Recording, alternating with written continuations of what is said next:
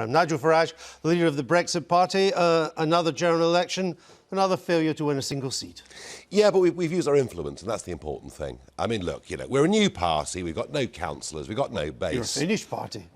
You're over as a party. Well, I tell you what, if we get Brexit, given that it was in the weeds back in February of this year, and we set this thing up, we put it back on track, if we get there, we've done a good job. I was determined in this election we would use our influence to stop a second referendum, and that overwhelmingly was behind the decision to stand down in 317 seats. And Jo Swinson herself has said that effectively that poleaxed her campaign. And then taking the fight to Labour was important, because what you're going to see tonight are dozens of seats that the Conservatives are either going to win or come very close, where they wouldn't have got close to it if we weren't there taking thousands of votes. Now, if you ask me, would I like to have won a few seats? Yes, of course. No, I worked that out. Of course, but it's very difficult. The position you find yourself now is that it's full steam ahead to a Brexit deal that you don't want.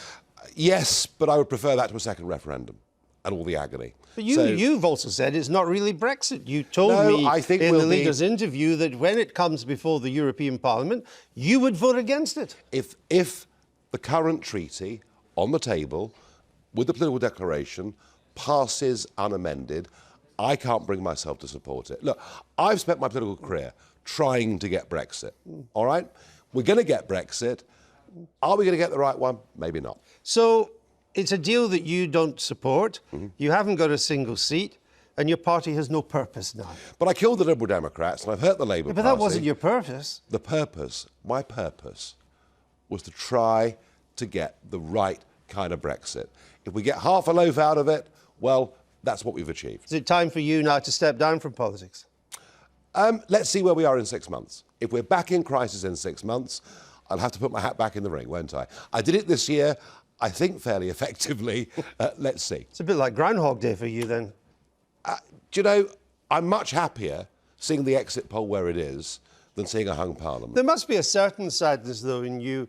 Many people have credited you with Brexit. They say if it hadn't been for you, Mr Cameron would never have put that referendum promise in the 2015 manifesto. And here we have an election result which would seem to make sure that Brexit, in some shape, is going to happen. And on this night, you're written out of the script. Well, you can do what you like.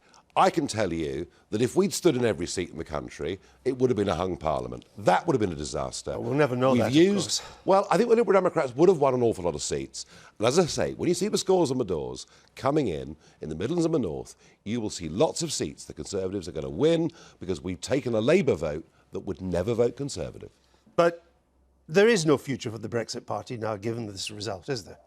All the initiative. It'll become the Reform Party. It'll campaign for reform. One of the reforms, of course, being not having a first-past-the-post system and giving people real choice. With a Tory majority of 89, if the exit poll is right, good luck with reforming the electoral system. I know, it's going to be very difficult. Foreseeable future. And will you even be a part of this? I mean, I understand you're off to America now to be Donald Trump's warm-up man. Don't believe everything you read in the newspapers. But I was told by one of your senior aides in the Brexit Party. They're often wrong too. Well, they're very close to you. I've got no plans to leave the country.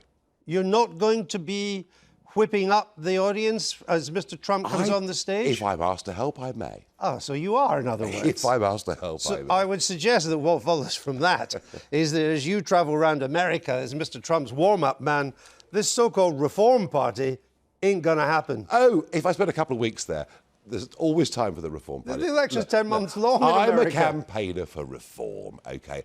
I wanted Brexit to happen. The only reason we're going to get any form of Brexit is because we had a referendum. Left to Westminster, none of this would ever I understand that. But the way you positioned yourself in the end throughout this campaign is instead of being a victory night for you, you're a footnote. Well, I tell you what, I think we've used our influence hugely. Now, do I want to see some Brexit Party MPs to really hold the Prime Minister to account? If that doesn't happen, I'm relying on the ERG. Am I comfortable and confident with the decisions that I made and the effect on this election? Yes, I am. How did you vote today? I couldn't bring myself to vote Conservative, so I spoiled a paper. You spoiled your ballot. But hey, what does it matter? You know, look at tonight, dramatic election result, 2/3 of seats never ever change in this country. So how I voted, as with millions of others, under this system is pretty irrelevant. Have you written your Donald Trump stump speech? Not yet.